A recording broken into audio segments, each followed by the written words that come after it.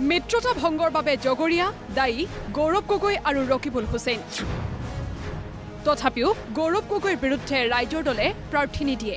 এই মন্তব্যৰে অখিল গগৈয়ে ক'লে, কংগ্ৰেছৰ লগতে বাকী দলকেইটাইও আমাক বিশ্বাসঘাতকতা কৰে। গৌৰৱ গগৈ এণ্ড কোম্পেনী, গৌৰৱ গগৈ আৰু ৰকিবুল হুছেইন, তেওঁলোক দুজনে আমাক পূৰ্ণ বিশ্বাসঘাতকতা কৰে। ৰকিবুল হুছেইনৰ কাৰণে মই 44খন সভা অনুষ্ঠিত কৰিছিলোঁ ধুবুৰীত। 44খন মিটিং কৰাৰ পাছত ৰকিবুল হুছেইন 10 লাখ নে 12 লাখ ভোটত জিকিছিল। এতিয়া সেই ৰকিবুল হুছেইনে আমাক এটা চিট দিবৰ কাৰণে প্ৰস্তুত নহয়, এলায়েন্স ভাঙি দিছে। কিন্তু যদিও কংগ্ৰেছে আমাক বিশ্বাসঘাতকতা কৰিছে, আমিও আজি বিজেপিৰ বিৰুদ্ধে সমানে যুঁজ কৰিবলৈ প্ৰস্তুত। গৌৰৱ গগৈক মই গৌৰৱ গগৈৰ বিৰুদ্ধে মই প্ৰাৰ্থিত্ব দিয়াৰ পক্ষপাতি নহয়। কেলে? গৌৰৱ গগৈ এজন ভাল পাৰ্লিয়ামেণ্টেৰিয়ান সাংসদ, আৰু গৌৰৱ গগৈ যদি অসম বিধানসভালৈ আহে তেতিয়াহ'লে আমাৰ বিধানসভাটো ভাল হ'ব। ঘোষণা হ'ল নিৰ্বাচনৰ দিন, কিন্তু বিগত দিনসমূহত চলা মিত্ৰতাৰ আলোচনাৰ সুফল নাহিল। ৰাইজৰ দল অবিহনে বিৰোধী ঐক্যমঞ্চৰ মিত্ৰতা, ক্ষোভ অখিল গগৈৰ।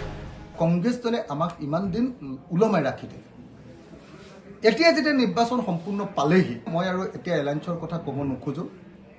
এলায়েন্সে মোৰ চুলি পকাই দিলে, এলায়েন্সে মোৰ গৰম কৰি দিলে গৌৰৱ গগৈৰ অহংকাৰৰ কাৰণে আৰু ৰকিবুল হুছেইনৰ আগ্ৰাসী মনোভাৱৰ কাৰণে এলায়েন্সটো নহ'ল।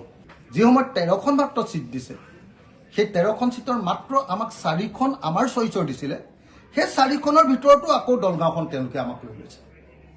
অৰ্থাৎ আমাৰ চইচৰ অকল 3খন দিব খুজিছে।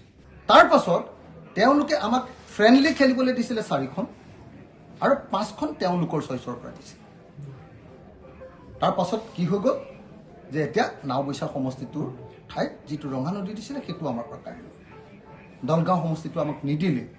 গতিকে কংগ্ৰেছে খুব ইচ্ছাকৃতভাৱে আমাক বিপদত পেলাই একদম জোৰ পুৰি হাত পোৱাৰ সময়ত, নিৰ্বাচনৰ একদম লাষ্ট মুহূৰ্তত আমাক এনেকৈ বিশ্বাসঘাতকতা কৰিলে। 2021 চনৰ দৰেই কংগ্ৰেছে কৰিলে প্ৰচাৰণা। মিত্ৰতাৰ আলোচনাৰ নামত নিৰ্বাচনৰ প্ৰাক মুহূৰ্তলৈকে লৰা ধেমালি কৰিলে বুলি আক্ৰমণ। মিত্ৰতা সম্পৰ্কে আচলতে মোৰ আৰু এতিয়া কথা পাতিবলৈকে মন নাযায়। কংগ্ৰেছে আমাক ঐতিহাসিক বিশ্বাসঘাতকতা এটা কৰিলে। 2021তো অকল 8খন ছিটৰ কাৰণে বুজাবুজি হৈছিলে, তাৰপিছত ইলেকশ্যনৰ সময়ত লাঠ মাৰি দিলে। আৰু 2026তো এইবাৰ নিৰ্বাচনতো মাত্ৰ 15খন আসনৰ কাৰণে কথা বাৰ্তা হৈছিলে, তাৰে 13খন এৰি দিছিলে। মিত্ৰতাৰ আলোচনাৰ নামত কংগ্ৰেছে সময় অপব্যয় কৰাৰ অভিযোগ তুলি আক্ৰমণাত্মক অখিল গগৈ। যোৱাবাৰ জয়ন্ত বৰাকানি বিহালীৰ উপনিৰ্বাচনত বিৰোধী ঐক্যটো ভাঙি দিছিলে গৌৰৱ গগৈ। এইবাৰ গৌৰৱ গগৈয়ে জয়ন্ত খাউণ্ডকানি 26ৰ আমাৰ বিৰোধী মিত্ৰতাটো ভাঙি দিলে। আমি এলায়েন্সৰ কাৰণে আমাৰ সৰ্বোচ্চ ত্যাগ কৰাৰ পাছতো আমাক বিপদত পেলাই এনেকৈ গৌৰৱ গগৈ লাঠ মাৰি দি আমাক এনেকুৱা একদম মানে কি কয় জোৰ পুৰি খাট পোৱা সময়ত আমাক বিপদত পেলাই পলাই গুচি গ'ল। কংগ্ৰেছে গোৰ মাৰি গংগাত পেলালে বুলি প্ৰকাশ অখিল গগৈৰ।